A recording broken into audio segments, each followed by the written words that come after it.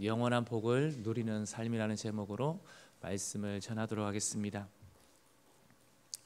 어제 우리 아이들이 수능고사를 치르고요, 그리고 낙심하고 절망하지 아니하고 또 그래서 세상으로 빠지지 않고 함께 교회에 와서 어제 ASMR로 늦게까지 함께 찬양하며 하나님께 영광 돌리는 시간을 가졌습니다. 목회자분들과 또 성도님들께서 같이 함께 기도해 주시고 또 수험생 부모님들 그리고 아이들 교육 선교사님들을 포함해서 너무너무 수고 많으셨습니다.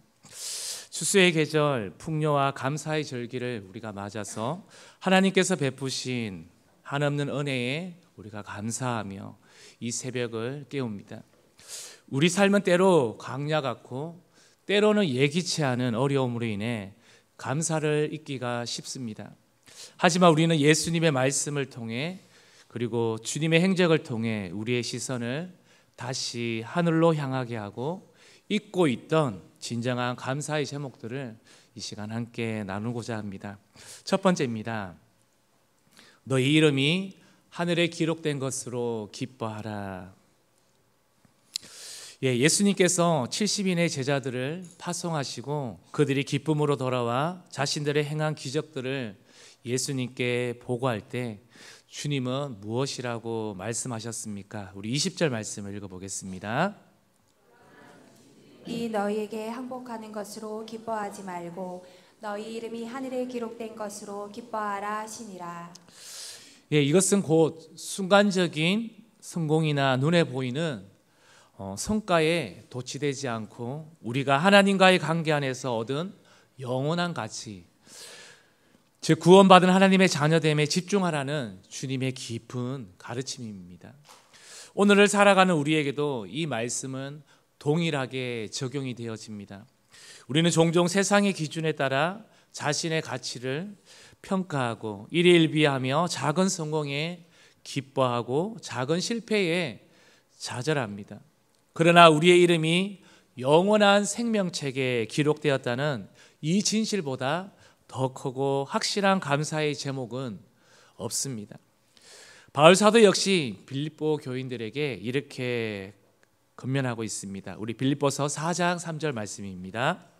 또 참으로 나와 멍에를 같이 한 내게 구하노니 복음에 나와 함께 힘쓰던 저 여인들을 돕고 또한 클레멘드와 그 외에 나의 동역자들을 도우라.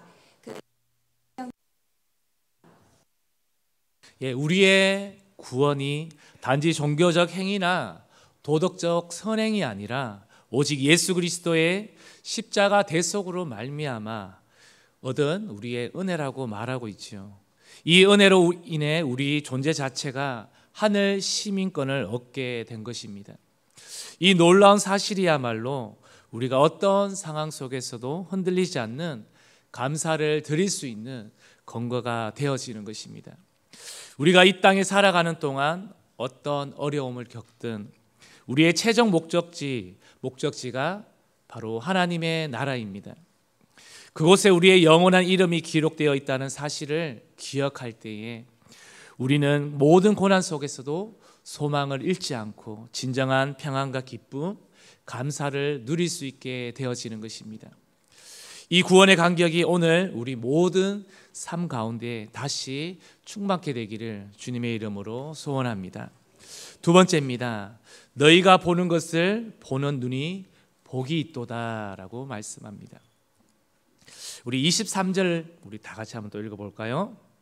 제자들을 돌아보시며 조용히 이르시되 너희가 보는 것을 보는 눈은 복이 있도다. 이 말씀은요, 곧 우리에게 영적인 눈, 즉 영적 분별력과 통찰력을 가지는 것이 얼마나 중요한지를 일깨워주고 있습니다. 세상 사람들은 눈앞의 현실과 물질적인 것, 보이는 것에 갇혀서 진리를 보지 못합니다.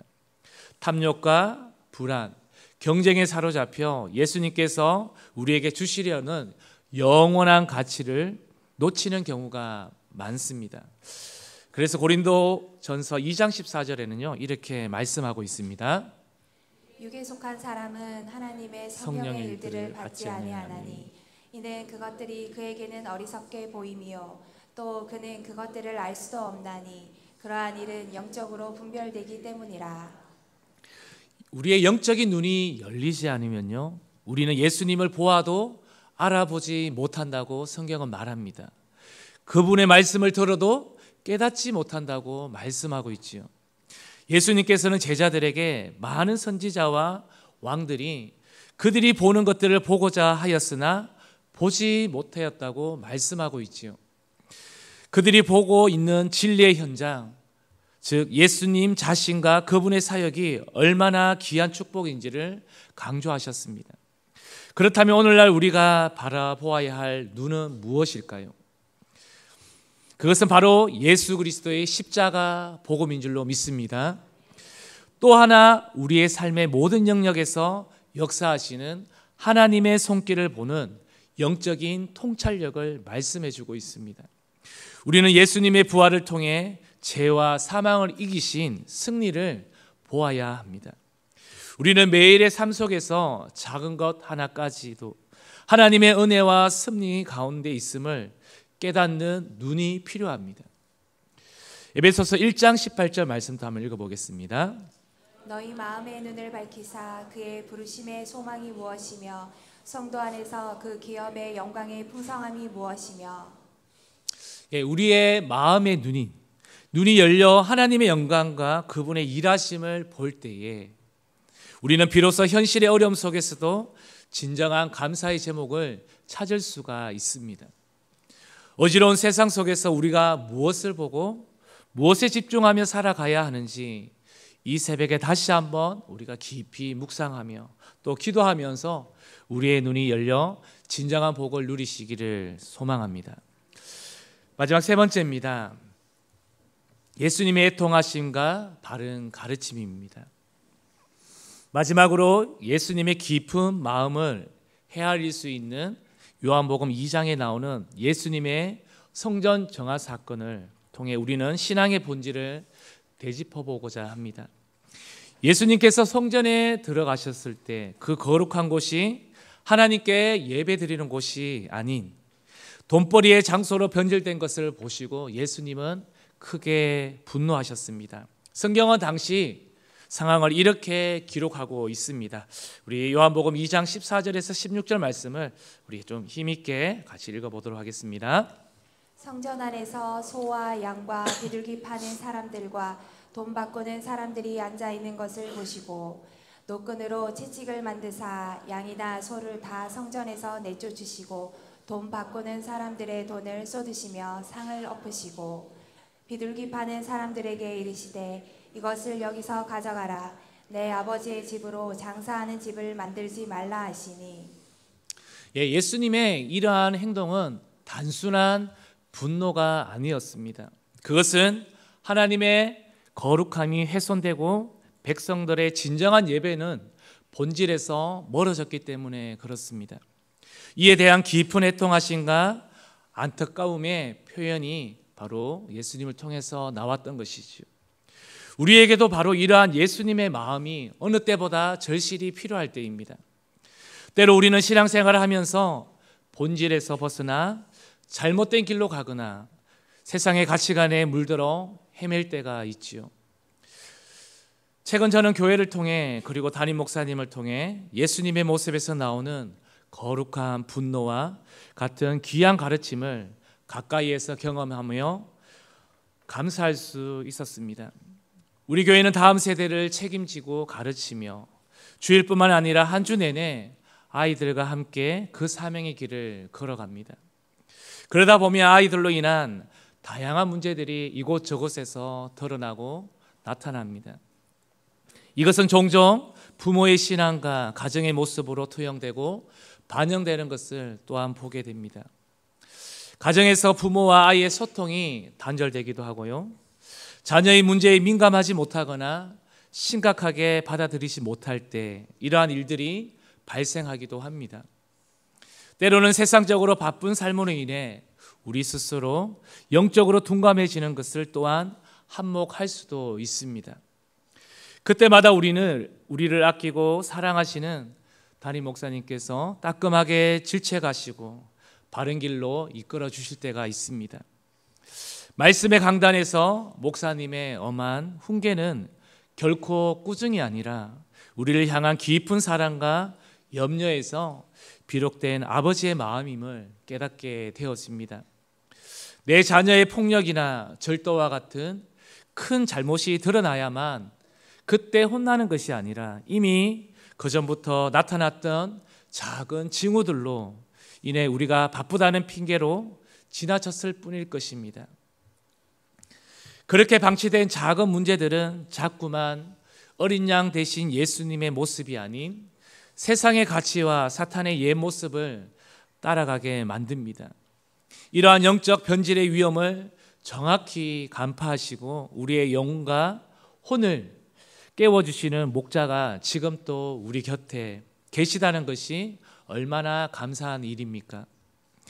이것이야말로 우리에게 주어진 참된 복이며 감사라는 것을 저는 많이 느끼고 있습니다. 교역자회에서도 마찬가지입니다. 늘 좋은 말과 칭찬만 듣는다면 스스로 잘하고 있다고 착각에 빠질 수도 있지 않겠습니까?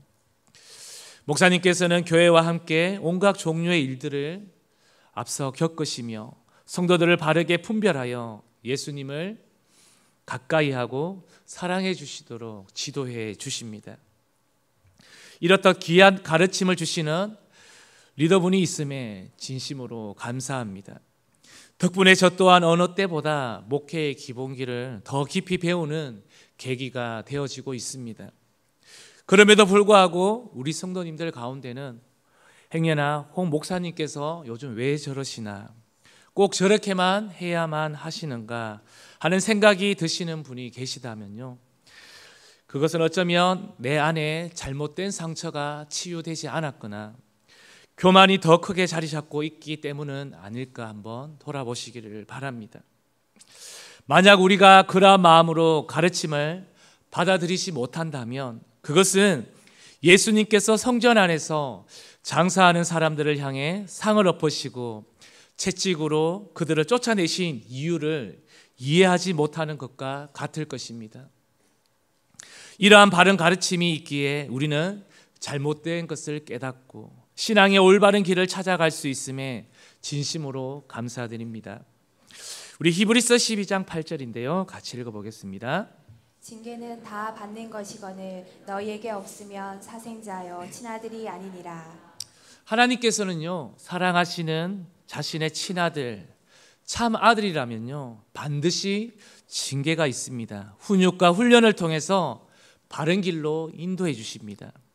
만약 징계가 없다면 그 사람은 친아들이 아니라 혈령관계가 없는 사생자와 같다고 성경은 말씀해 주고 있습니다.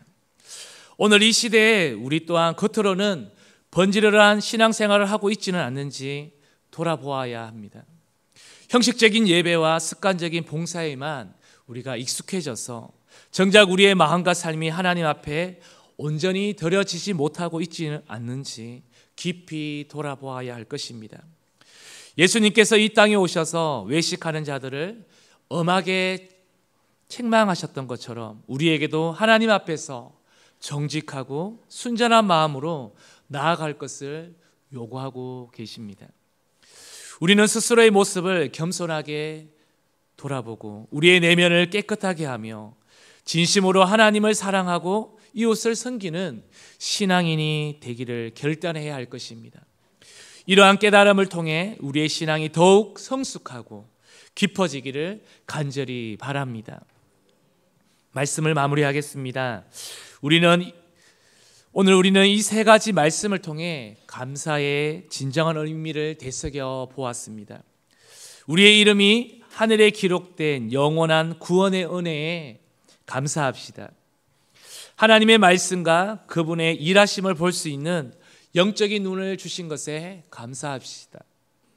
또한 우리가 잘못된 길로 가지 않도록 때로는 따끔한 충고로 이끌어 주시는 하나님의 사랑과 그분의 섭리 속에 있음을 우리 이 시간 감사합시다. 우리가 세상의 유혹과 제약에 흔들리지 않고 오직 예수님만 바라보며 진정한 감사의 길을 살아갈 때 하나님께서는 우리의 삶을 통해 영광 받으실 줄로 믿습니다. 이 은혜가 우리 모두에게 넘쳐나기를 주님의 이름으로 축복합니다. 우리 함께 오늘 말씀을 기억